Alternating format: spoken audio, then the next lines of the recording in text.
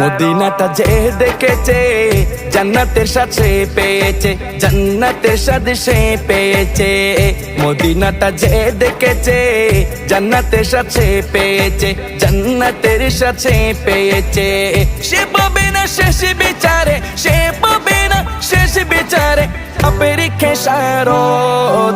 আজও কেন বিলম্ব মন দয়াল নবীর জিয়ারত, আজও কেন বিলম্ব মন দয়াল নবীর জিয়ারত।